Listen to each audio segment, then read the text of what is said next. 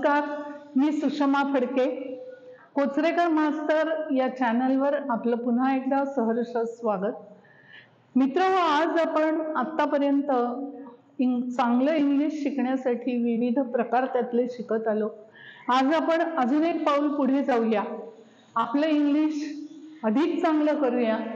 आज मी तुम्हाला active voice आणि पॅसिव्ह व्हॉइस या संदर्भात थोडी माहिती देणार आहे. ऍक्टिव्ह व्हॉइस म्हणजे काय, तर सकर्मक किंवा अकर्मक वाक्य. आता मुळात एक वाक्य बनताना कर्ता कर्म क्रियापद हे वाक्यात असणं आवश्यक असतं. कर्ता म्हणजे काय, जो कृती करतो, ज्याच्याविषयी माहिती दिली जाते तो कर्ता. म्हणजे India is an ancient country, तर इंडियाबद्दल आपण माहिती देतोय, त्यामुळे इंडिया कर्ता झाला. मग तो निर्जीव असला तरी तो कर्ता. सो कर्ता निर्जीव किंवा सजीव हा विषय नाही, पण ज्याच्याबद्दल माहिती दिली जाते तो कर्ता.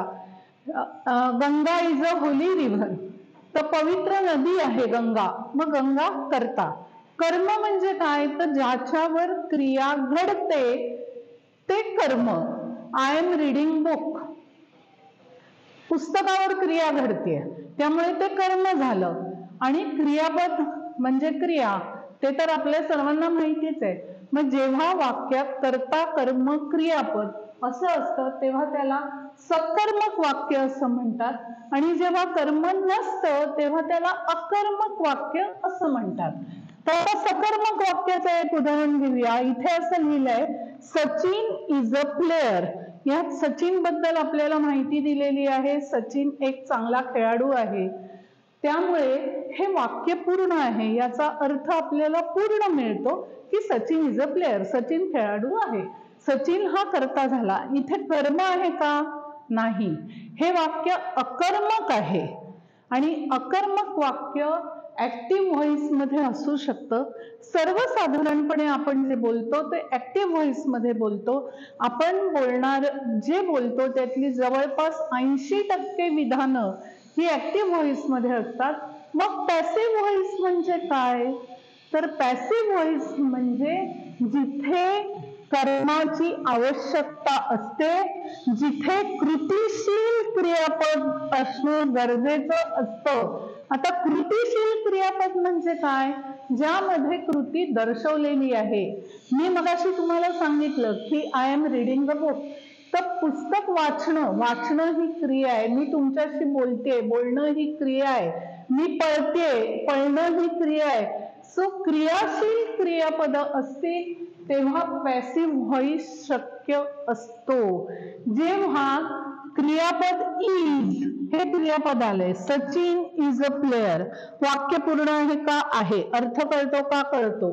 सचिन हा कर्ता आहे, पण हे क्रियाशील क्रियापद नाही, आणि म्हणून हे वाक्य जरी बरोबर असलं तरी इथे फुली का केले, तर ह्या वाक्याचा पॅसिव्ह व्हॉइस होऊ शकत नाही.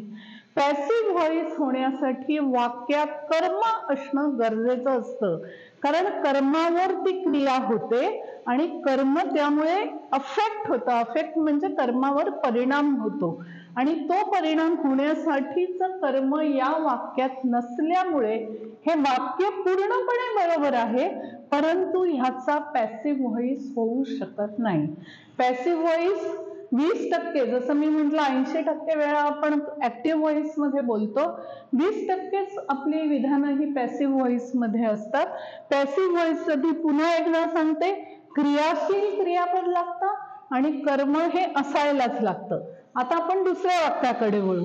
सचिन प्लेज वेल, अर्थ काय, सचिन छान खेळतो. वाक्य कळलं.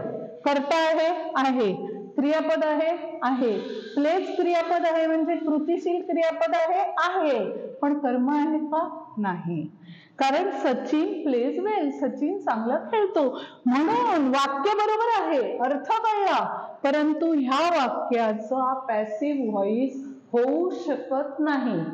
परत एकदा ठासून सांगते, पॅसिव्ह व्हॉइस होण्यासाठी कर्म असावं लागतं.